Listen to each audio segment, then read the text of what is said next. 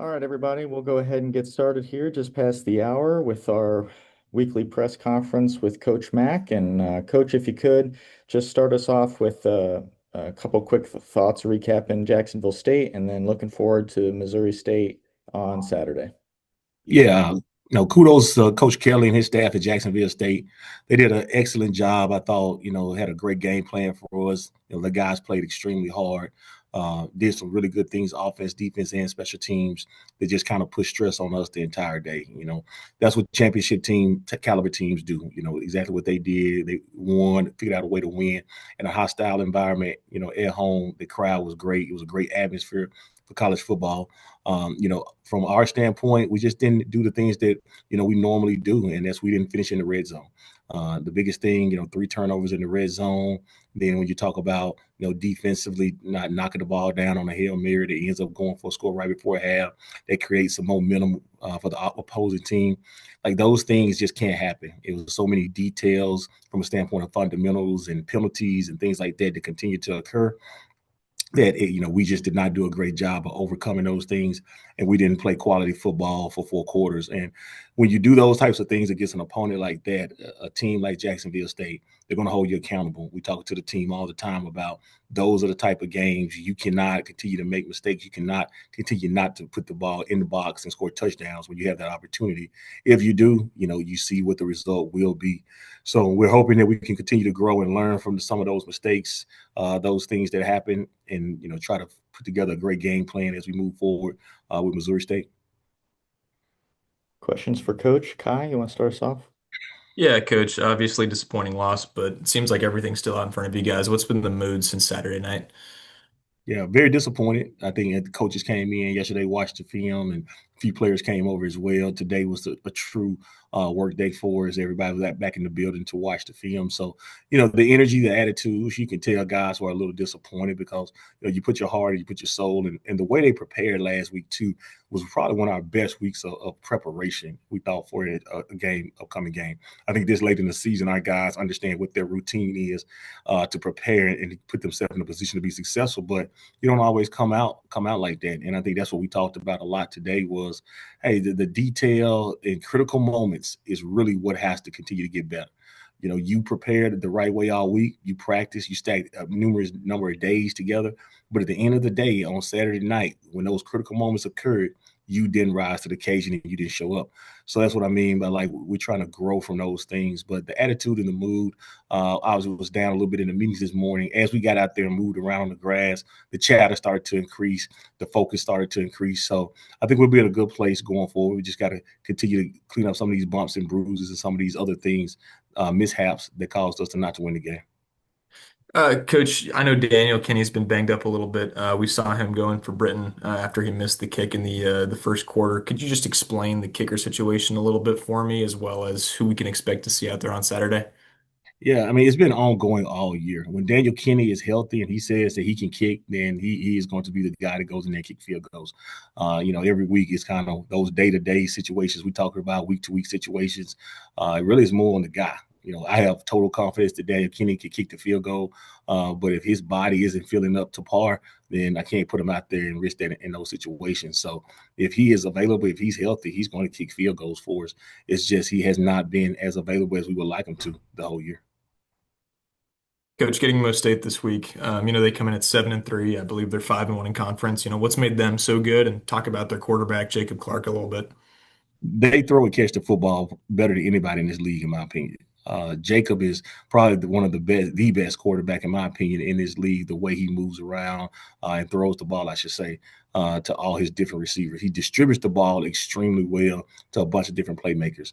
I think that's one of the most impressive things about their team to me is the way they can distribute the ball around to different guys, and all of them have been productive and continue to make plays. When you look at their running back situation as well, I mean, their running game has been consistent and productive as well. They picked up a transfer portal running back, and he's came in and he's having pretty much a career year in their system. From the defensive standpoint, they do a great job of playing fundamentally sound defense. The pitchers are constantly consistent. They do just enough variation to keep you off balance so you don't ever know what's going on. I think they're the number one rush defense in versus Conference USA teams. They're really very similar to us. They're not giving up a lot of points on the defense side of the ball. I mean, kudos to their defensive staff and kind of what they're doing from that aspect. They do a great job, overall as an entire team. Coach Beard has done a really good job this first year in Conference USA, showing that team is something to be reckoned with. Questions for Coach? I'll go next. Good afternoon, Coach. Quick question, couple questions on the game Saturday and what's coming up this Saturday. Um, you mentioned in an opening statements 4 turnovers to 0. What do you feel like was the big difference with that? One in the interceptions they were able to get in, your team inability to get some turnovers this game. Yeah, I think decision making on our side of the ball, we got to do a better job of making better decisions with the ball in his hand. That position, the quarterback position, really has all our hopes and dreams right there in his hands, and our futures in his hands. He has to do a better job of protecting the ball with more confidence. Making better decisions more than anything else. And we got to continue to coach him up the right way. We got to continue to drill him the right way in order for him to do that. From their aspect, not being able to create an interception. A lot of that is don't know if they had many attempts, to be honest with you, as far as throwing the ball, but they do a great job of protecting the football as well. We talked about like championship teams, that's caliber teams. That's what they do. They don't turn the ball over. And before the last couple of weeks, we've had some mishaps and kind of had some interceptions. But before that, we hadn't turned the ball over a lot as well. And I think that's one of the things that you got to continue to try to figure out is how to create those takeaways, how to create those turnovers, especially when a team of that caliber is playing at such a high level. And speaking of Odom and Williams, how do you keep them on a Monday morning focused on? Yeah, you had a bad game, but we're turning the script, and we want to make sure that we're focused for this game. And also, how do you keep both of them well aware if one is out there that the other one always needs to be ready to go? Yeah, I think the first thing is the routine. We don't change the routine, the process that we go through each and every week as far as how we go about preparing. At the end of the day, Sunday, the sun still came up. We still went in the office. We started to, wrap up the final game and then moved on to the next game. It's same with today. They watched the film. We talked about the mistakes, what could be better, what coulda, shoulda, woulda. And then we moved on and started watching, some of the Missouri State and put a preliminary game plan together for this first day of install. I think the biggest thing you asked is, how do you keep both of those guys kind of ready to play? I think we've proven that, we have I'm not saying a short leash, but we do put those guys in a situation where if one of those guys aren't playing, we have a lot of confidence in the next guy to come in and create a spark for us. And I think that's what you saw the other night. At the end of the day, we didn't feel like Amari was playing well to his ability, so we had to go with a different guy, and Dexter provided a spark for us to go in there and get a couple of touchdowns. And we just unfortunately couldn't get the ball back and try to go down the field and score again. But those guys, the proof is in the pudding from a standpoint of they've seen what we do. They've seen if one guy isn't performing well, then we have to do something for our football team to try to give those guys a spark, and that's what we consistently have done this year. And with that, coach, you're going into this Saturday against a team, like you said, that's 7-3. Everything's still in front of you as far as being able to, with the conference. What are some of the things you want to reestablish at home that you feel like you can improve from the last few games on the road that you're looking to reestablish this game on Saturday? Yeah, I think we got to continue to play entire 4 quarters. Right, wrong, or indifferent. This past game, I thought consistently throughout the course of the game, we on our offense side of the ball, we moved the chains and we moved the ball. We did not punt at all in the game. We had 579, 80 yards of offense. So that just goes to show how efficient we were throughout the course of the game. We put long drives together. Normally, where we have been in a situation where we've always had some long explosive runs or passes, we didn't have as many of those, but we consistently moved the chains and played a very efficient brand of football. What I would like to see us do is continue to move forward and continue to grow from that.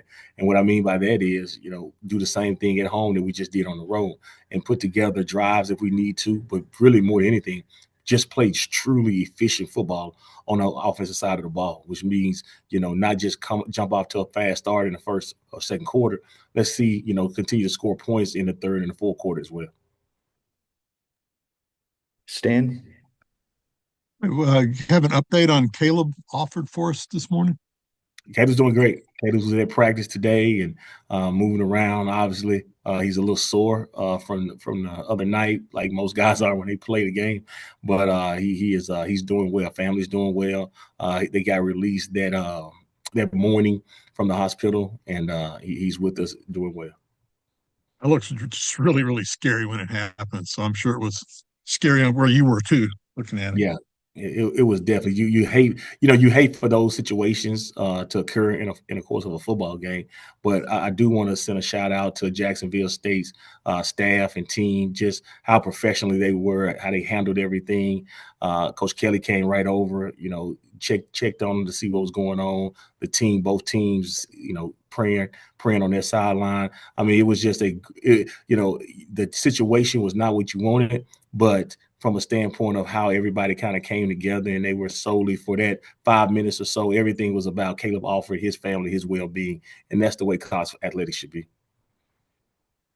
I want to ask you about senior day. This is the last home game for a lot of your guys. Uh, I was going to ask you about Milan Jones and what kind of contribution he's made. A local kid. He's been in the program for since he got there, and he's been through the tough times, and now is enjoying some of the fruit.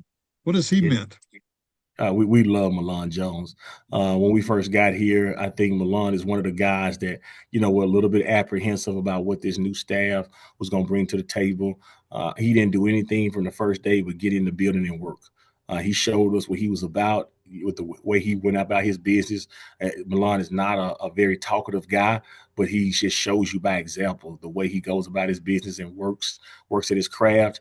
And I think about it in 3 months, in the first 3-4 months we was here, we rewarded him with a scholarship. And he was a walk-on. He wasn't on scholarship. I made sure that I felt like he was going to be one of the key pillars and one of the key guys to our football team. And it was important for me to show him how much he was going to be a part of this and doing the right thing.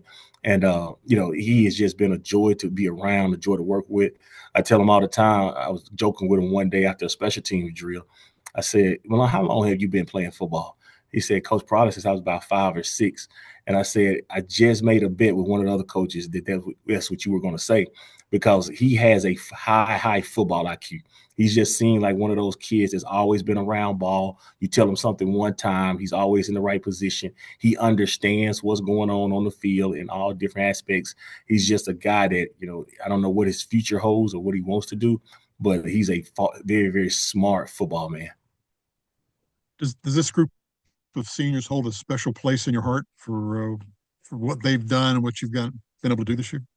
I think so. I mean, we talked about it. This being the first group to ever get bowl eligible here at Kennesaw State. These guys were the first class that I brought in that believed in a vision, because that's all we had. A lot of these guys that we brought in, that's one-year guys, they just believed in a vision more than anything else. They believed in what we thought we could do here. The guys that we inherited, those guys have been through a lot here, a lot of transition here in the last few years. And these guys have, they stayed with me. They trusted me and the staff. We had to go in the portal and get some of those guys, like a Gabe Binyard out the portal.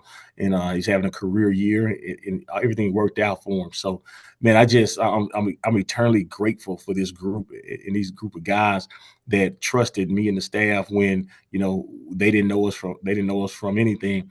And they came in and they just put their head down and they worked. And now they're seeing, however the season ends, hopefully we can end on some good notes.